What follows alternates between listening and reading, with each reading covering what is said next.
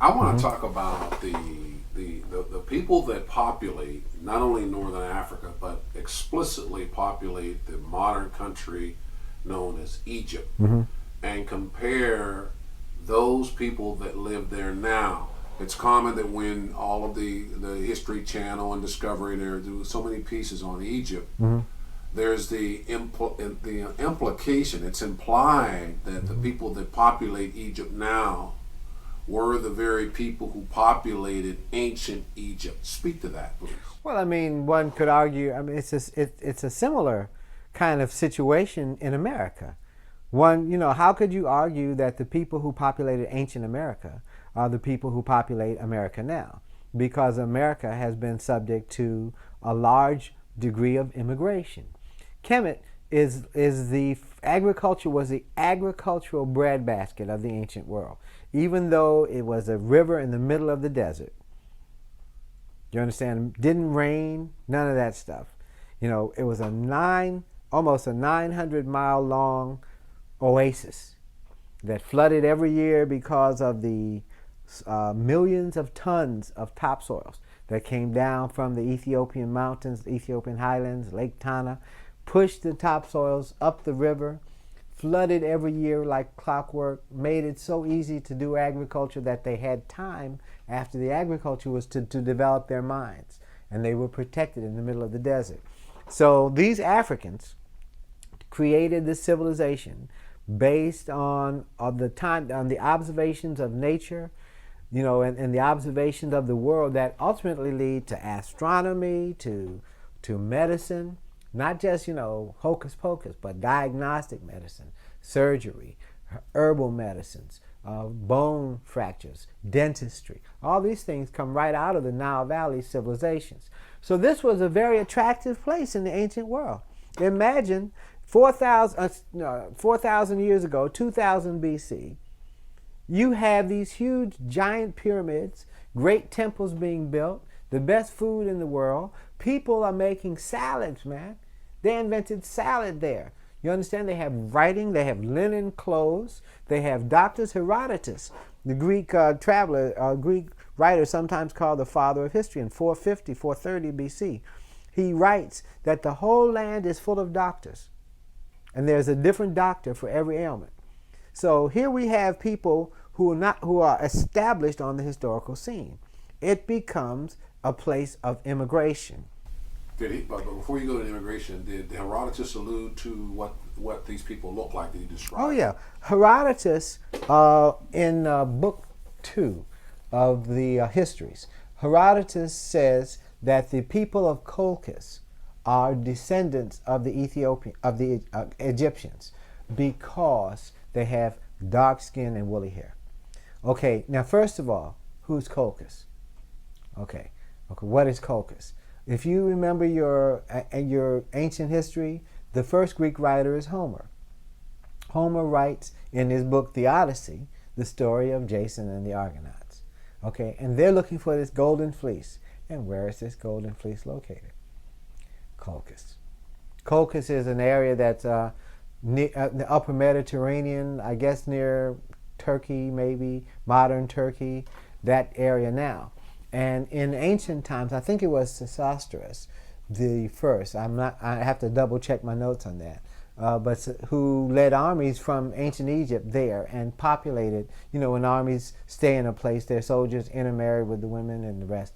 And so he's arguing, Herodotus in 450 BC, is arguing that the Colchians, you can tell that they're Egyptians because they're black people.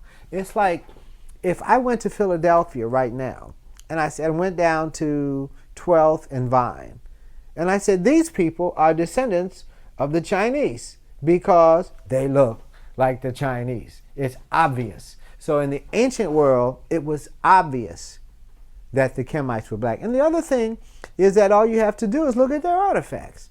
They left literally millions of artifacts that said that they were African people. It's only later, when this greatness of their civilization is appropriated, or the effort to make this something other than African, comes as a result of many of the Egyptologists. And Sheikh Anta Diop wrote his The African Origins of Civilization, Myth or Reality, in part to refute those early Egyptologists who made it a point to try to deny the Negro African origins as much as possible. And so when you look at the nature, the origins of the African people in Kemet, in ancient Kemet, what we see is this hugely attractive land, the center of agriculture, center of science, center of population, that because of its attractiveness and its location on the Mediterranean, after other civilizations get better and stronger and more capable in terms of their military, more capable in terms of their organization, they organize to try to conquer different parts. So you have the Persians' invasion of Kemet, followed by the Greek invasion, who later had the Roman invasion. The Roman Empire changes from the Roman Empire to the Byzantine Empire because of Christianity, and so you find that these people all find and try to control Egypt, as they do. And then after the Romans, after the Byzantines, you have the Arab expansion as well. So for this entire period of time, this rich land in the middle of the desert is controlled by a lot of foreign people over time. And you have a very gradual change in the ethnicity of the population, particularly as you go to the north. Okay? And so, in fact, the Nubians, there's still many Nubians today. Nubians look just like other African peoples.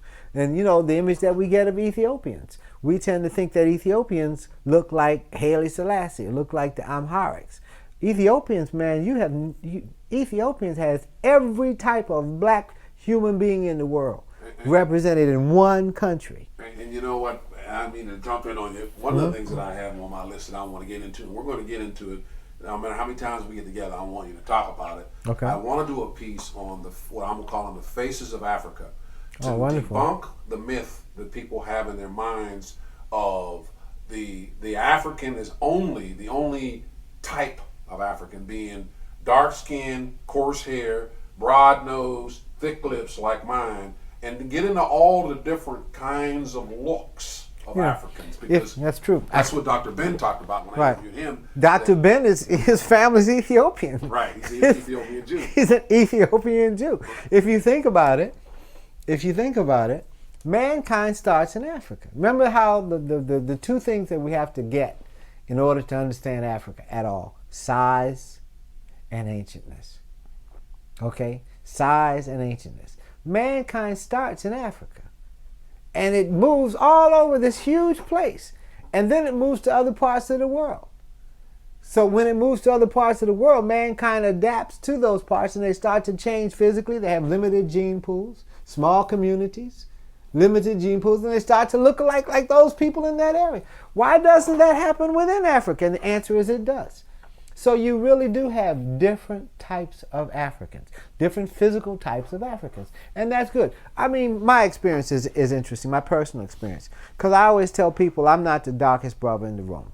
And I'm from D.C. My father's your color. I look like my mother. A lot of black people have these genetic, variety within their families. And we tend to think that this is the white man who did this because he raped our parents. In reality, when I went to West Africa, I lived there for about 6 years. My oldest daughter was born in Ghana.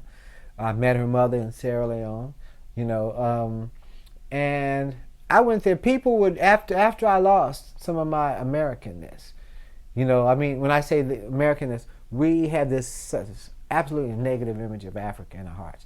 So I've seen brothers and sisters go over there and the people come up to them and say, I can't touch this person, I can't eat this. And these people are healthy and they're very good people. And I lost that sense of we are better than you, when I went over there, because we're not.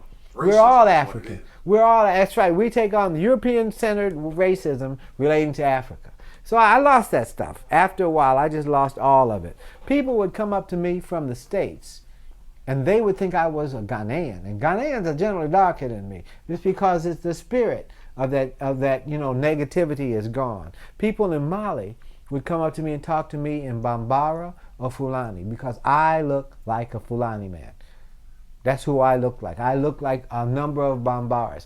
I could live there and you know, if speaking the language, no one would ever know that I am not an African just as much as any African on the face of the world. And that's what I learned. That's the lesson that I learned in Africa. I want to go back though. I want to go back to Egypt because Okay. I want to be able to make the distinction based on historical fact, no revision, on the transformation of Egypt going back to the most ancient days of Egypt and all of its dynasties, and when the Hyksos, their efforts to come in, and when the Greeks finally came in I think around 332 BC, if my recollection of Right. facts are right, Okay.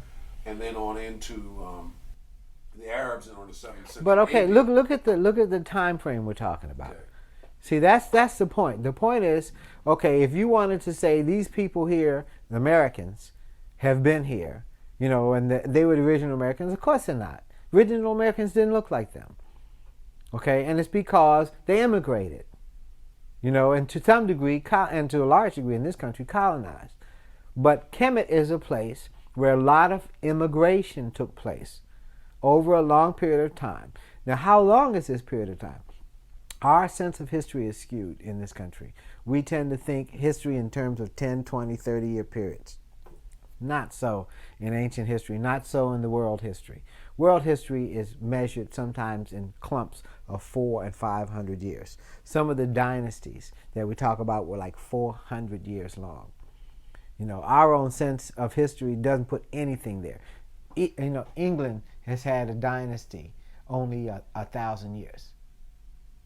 Okay, you understand? Before the Romans came into Europe, they were the barbarians. They were the Gauls, the Visigoths, the Goths. You understand? Their nations had not been conceptualized. So that's a period, that's only a couple thousand years. Kemet has a history that's 5,000 years long. It's not like the other places in the world. It has a much, much longer history.